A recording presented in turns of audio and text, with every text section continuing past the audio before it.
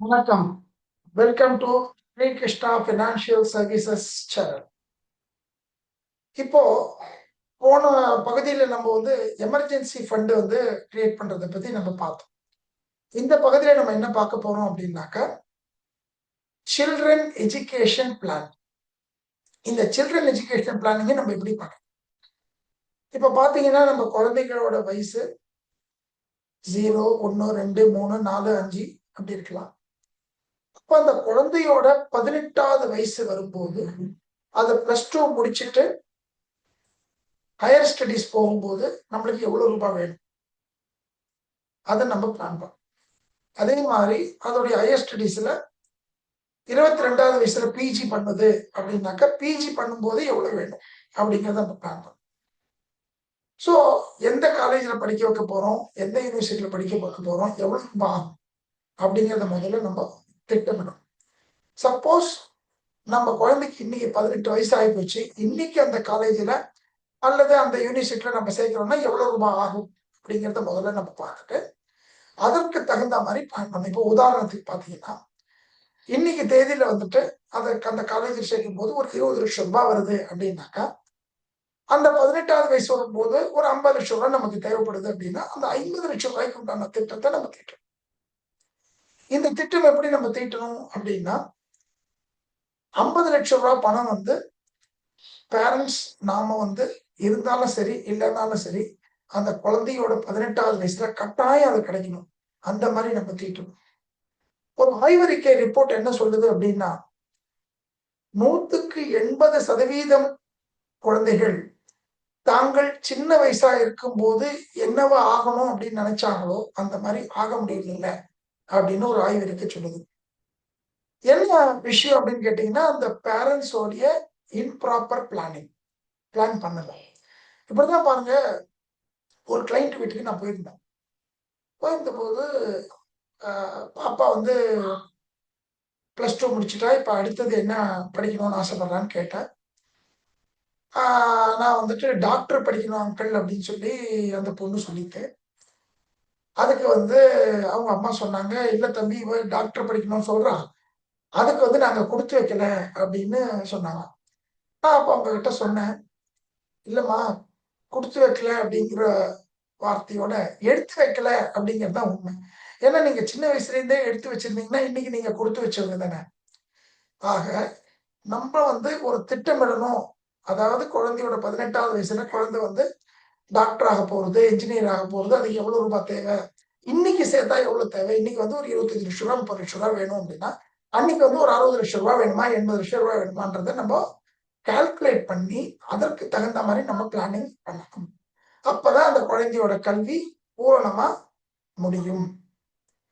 இப்போ சின்ன வயசுல இருந்து அந்த குழந்தைக்கு நம்ம அந்த கனவை ஊட்டி, இந்த மாதிரி டாக்டர் படிக்கணும்னு விரும்புறேன், நீ நல்லா படி, அப்பா நான் சேர்த்து வச்சுட்டு கண்டிப்பா உன்னால நான் படிக்க வைக்கிறேன் அப்படின்னு ஒரு உற்சாகம் கொடுக்கும்போது அந்த குழந்தைக்கும் மனசுல ஒரு தைரியம் தெம்பும். சப்போஸ் இப்ப நீங்க திட்டமிடலைன்னா என்ன ஆகும், அந்த 18 வயசு வரும்போது நீங்க லோன் போட வேண்டியது வரும். எஜுகேஷன் லோன் போட்டீங்கன்னா, லோன் போட்டுட்டு நீங்க அதுக்கு உண்டான வட்டியை கட்ட வேண்டியது வரும். இப்பயே நீங்க பிளான் பண்ணீங்கன்னா நீங்க கட்டக்கூடிய பணத்துக்கு உங்களுக்கு வட்டி கிடைக்கும். ஸோ வட்டி நம்மளுக்கு கிடைக்கிறது பெஸ்டா இல்ல வட்டி நம்ம கொடுக்கறது பெஸ்டா, நம்ம டிசைட் பண்ணிக்கலாம். ஏதாவது ஒரு வகையில நம்ம பிளான் பண்ணி தான் ஆகணும். ஸோ எளிமையா நம்ம பண்ணணும் அப்படின்னா, இப்பத்திலிருந்தே நம்ம கொஞ்சம் கொஞ்சமா எடுத்து வச்சோம் அப்படின்னாக்கா ஈஸியா நமக்கு அது முடியும்.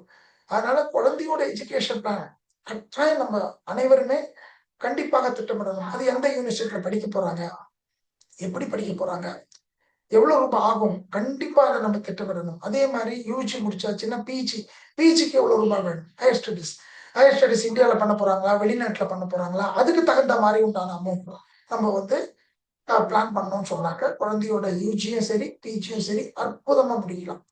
இப்போ இந்த பினான்சியல் பிளானிங்ல பாத்தீங்கன்னா, நான் எல்லாருக்கும் ஒரு திட்டம் ரெக்கமெண்டேஷன் பண்ணுவேன். என்ன அப்படின்னு கேட்டீங்கன்னா, இதுல பாத்தீங்கன்னா லைஃப் இன்சூரன்ஸ்ல பிளான் பண்ணலாமா, இல்ல மியூச்சுவல் ஃபண்ட்ல பிளான் பண்ணலாமா, இல்ல பேங்க் ஆர்டில பிளான் பண்ணலாமா, இல்ல நம்ம ரியல் எஸ்டேட்ல பிளான் பண்ணலாமான்றது எல்லாருக்கும் ஒரு கேள்வியா இருக்கும்.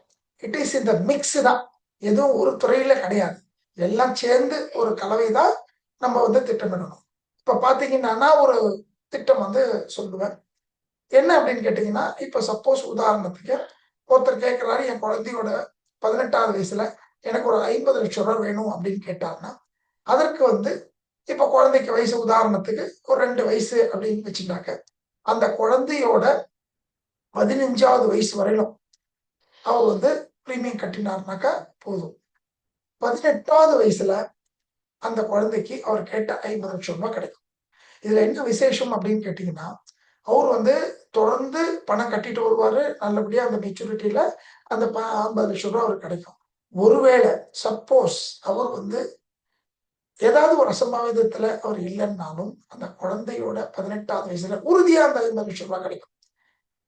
இத பத்தின உங்களுக்கு விவரங்கள் மேலும் தெரியணும் அப்படின்னாக்க, ஸ்க்ரீன்ல தெரியிற நம்பருக்கு வாட்ஸ்அப் பண்ணுங்க. டீட்டெயில் நான் உங்களுக்கு அத எக்ஸ்பிளைன் பண்றேன். ஸ்ரீ கிருஷ்ணா ஃபினான்ஷியல் சேனலோட தொடர்ந்து இணைந்திருங்கள். வரக்கூடிய பதிவுகள்ல நம்ம ஒவ்வொரு பிளானிங்கா பத்தி பார்க்க போறோம். இத வந்துட்டு பார்த்தீங்க அப்படின்னா, இந்த வீடியோ உங்களுக்கு பயனுள்ளதா இருக்குன்னு நீங்க நம்பினீங்கன்னா, இத மற்றவங்களுக்கு உங்களுடைய உறவினர்களுக்கும், நண்பர்களுக்கும் ஷேர் பண்ணுங்க. அற்புதமா குழந்தையோட வாழ்க்கைய திட்டமிடுங்க. குழந்தையோட கல்விக்காக திட்டமிடுங்க. சிறப்பான, மகிழ்ச்சியான, ஆனந்தமான வாழ்த்துக்கள். ஸ்ரீ கிருஷ்ணா ஃபினான்ஷியல் சேனலுடன் தொடர்ந்து இணைந்திருங்கள். இந்த சேனலை இதுவரை நீங்க சப்ஸ்கிரைப் பண்ணலன்னா, உடனே சப்ஸ்கிரைப் பண்ணி வச்சுக்கோங்க. நெறைய விஷயங்கள் உங்களுக்காக காத்துட்டு இருக்கு. நன்றி, வணக்கம்.